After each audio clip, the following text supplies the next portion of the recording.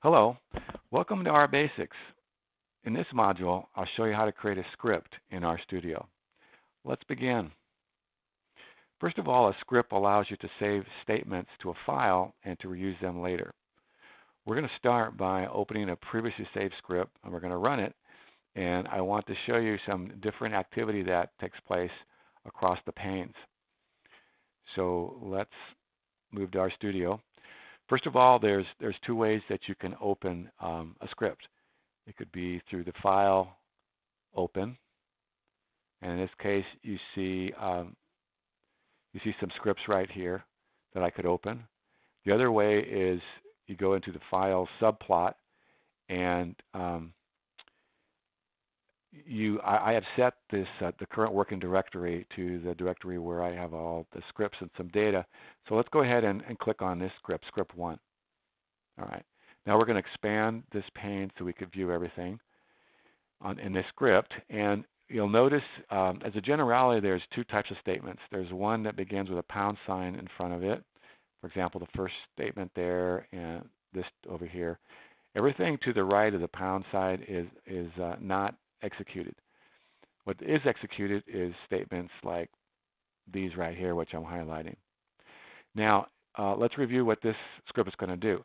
The first thing it does is it creates a couple of objects, X and Y, and it's going to plot X versus Y. The X object is an ordered collection, a vector containing these values here. The Y object, we get that by cubing the elements of X and storing the results in Y. And then we're going to print Y, and then we're going to produce a plot of Y against X.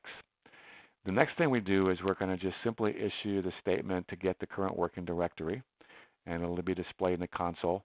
And then the other thing we're going to do is we're going to read a data file with the statement here, and then we're going to show the contents of it, and then we're going to do some summary stats on that particular data object. Now, in terms of running this script, there's two ways to do it. You just highlight it, and then you hit Run, or you could hit up here at the menu Code, and then you'd say Run Selected Lines. So we'll run it here. Now, the first thing you notice is there's activities in the console pane and these panes here to the upper right. In the console pane, if there was any errors that occurred, you would see the errors. What you see here is all these statements. They appear to be executed successfully. And over here to the right, you could view the statements that were executed in the History subpanel. And then in the Environment subpanel, you would see the objects which were declared and their contents. Now, I mentioned before that there was a plot right here. And so you can view the plot right here in your Plot subpane. Now, the next thing I want to show you is you could have a need to just look at to basically run one statement at a time.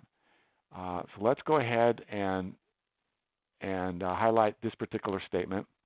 And the way you run it one at a time is you would depress Control and then Enter.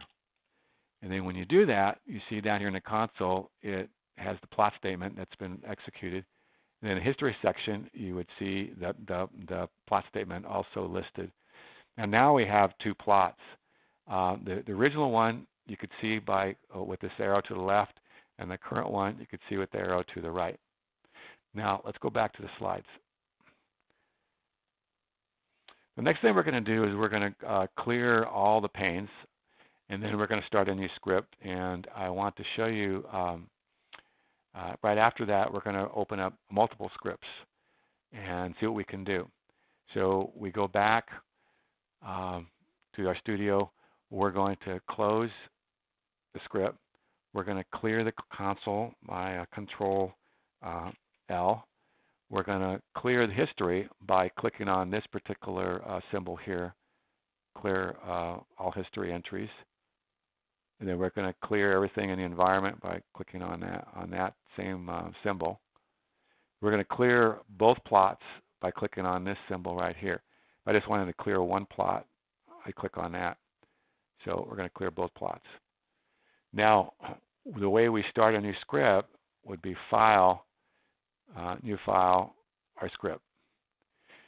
So let's enter just a couple of simple statements. All right. Now what you notice right away is there was no activity in the console section, and we can see there was no activity in history section. So as you type the statements in, nothing is executed. You actually have to run all the statements for execution to take place, and we can see that that's what happens when we do this. Now let's open up a couple of other scripts and see what we can do having multiple scripts open at the same time. So let's go with the test script. And the test script, what you see is some simple declarations, and then we're going to create a graph, and then we're going to go back to script 1 and run it, and that's read in as well. Now, what I wanted to show you is that you can run all 3 scripts. And what they are is they're run in series. So we run, for example, this script. Doesn't matter what sequence. Next, we're going to run this script here. And lastly, we're going to rerun that script. So everything that you ran is displayed in the console, and then everything, all the statements are stored in the history section. What I wanted to show you is that there may be a need for you to take a particular statement in one script and copy it over to the other scripts. Like, for example, let's say this read statement. We'll copy it here, and then we'll put it. We'll paste the same statement here, and then in the untitled, we'll paste a statement right here. That would be one reason why you want to do something like this.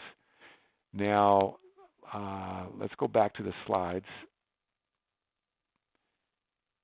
And at this point, we're just going to show you how to save the script, and then we're done.